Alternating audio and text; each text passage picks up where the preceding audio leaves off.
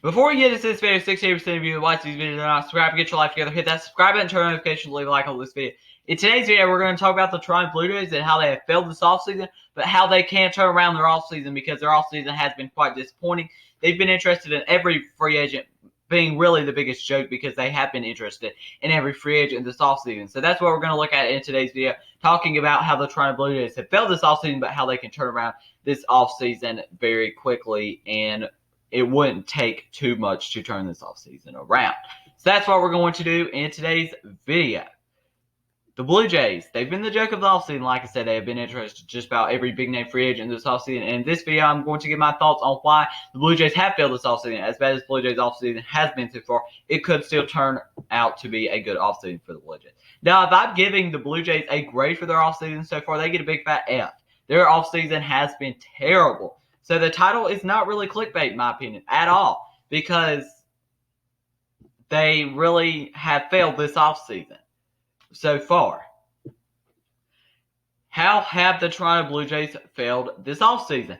They at one point seemed like the favorites to trade for Francisco Lindor, and that did not end up happening. He was traded to the New York Mets just like 2 days ago. Hassan Kim, they seem to be the favorites to sign him, but last minute the Padres come in and sign Hassan Kim, and then the other day was another failure, 2 in the same day.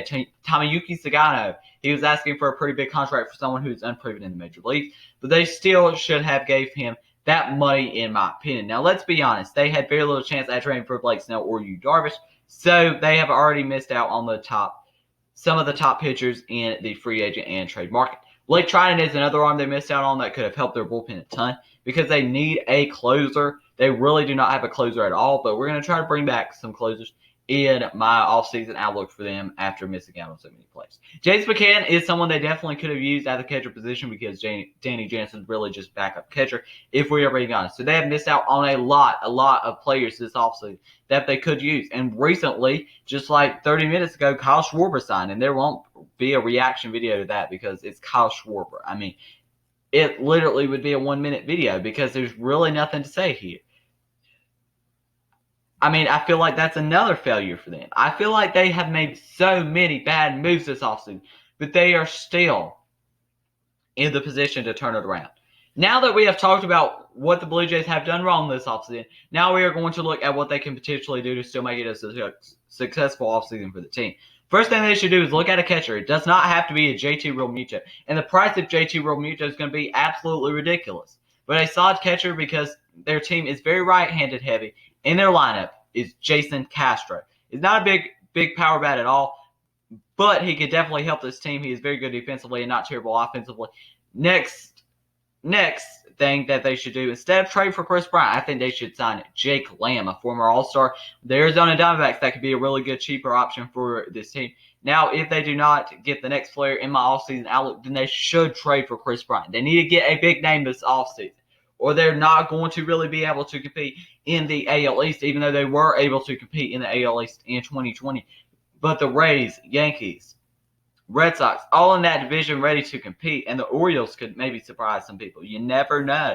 The big signing should be George Springer. This just makes a ton of sense. Pay him his $150 million like he wants and sign him because he is so good, and they definitely can use him.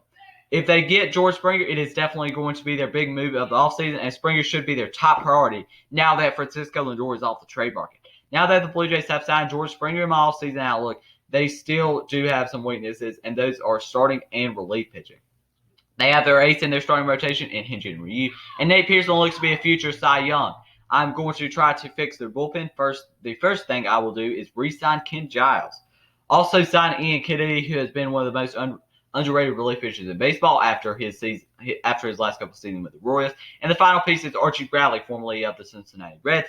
Bradley is a very good arm out of the bullpen that could be a very, very good for this team, whether it's in that 7th, 8th inning, or 9th inning role. I think he would fit more into the 8th inning role.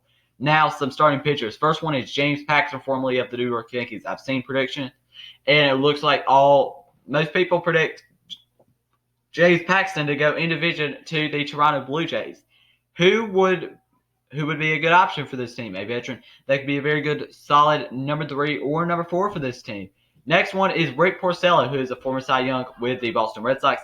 He is a cheap option that has a ton of potential, in my opinion. And if he can get back to that Cy Young form, he will be a really good sign for this team.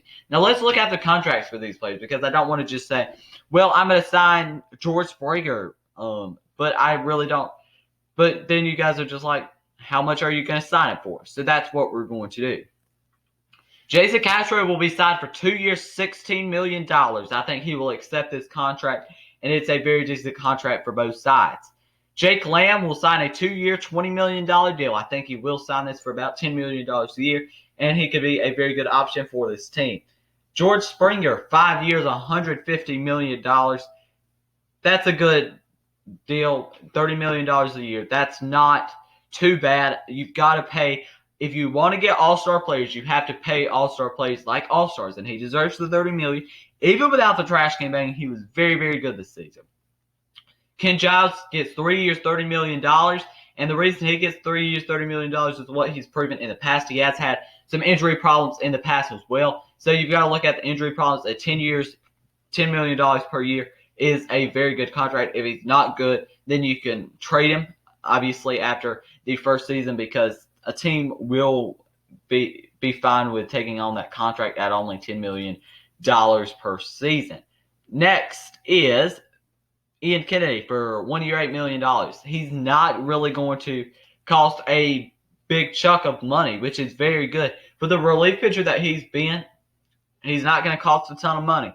And Archie Bradley for 1 year, $5 million. Archie Bradley. He's a cheap option that got non-tendered by the Reds, which was surprising to most people.